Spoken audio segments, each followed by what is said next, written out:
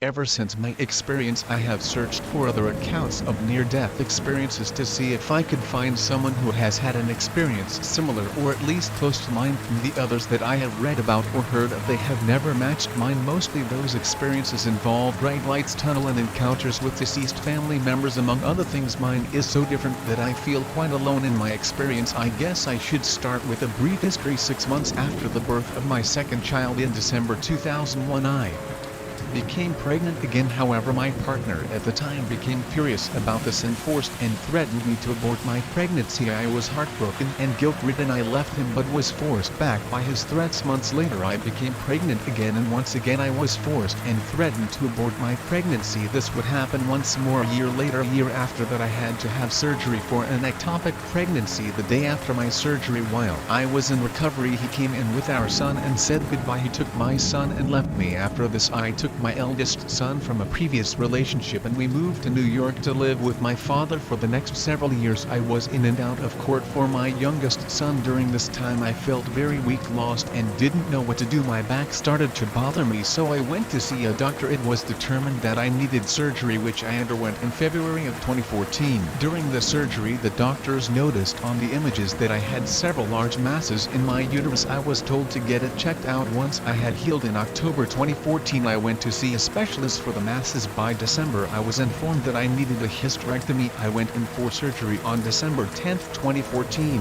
However, there were complications due to the size and number of the masses. While in recovery I became seriously ill. I wasn't getting any better and the doctors discovered a hole in my bladder and an obstruction in my ureter. I was urgently rushed to another hospital for emergency repair surgery, which took 9 hours. It turned out that I did have a hole in my bladder and my ureter had been stitched closed. Additionally, my bladder had been sewn to the wall of my vagina and rectum and 2 foreign objects were removed from me. It was during this massive repair operation that my experience occurred. The earliest part of my experience started with pure blackness and peace. Shortly after the darkness I found myself in this place. Everything about it was alive and breathing. The walls, the floor, everything. Bright lights were scattered throughout the walls and floor, moving in sync with the breathing of this place. I stood in the middle watching these bright white beings enter and exit the archways. I was surrounded by archways in a huge dome so vast that I couldn't even see the top. 3 blue beings approached me. They emanated pure love and had no distinguishable features or sexual identity. They were vivid blue human-like forms. As they approached, 2 of them stopped a few feet away while the other continued toward me. This being communicated with me using frequency, sounds, and colors rather than verbal words or human language. It came to my right side and placed its hand on my shoulder, motioning me to look around. As I gazed, I was told that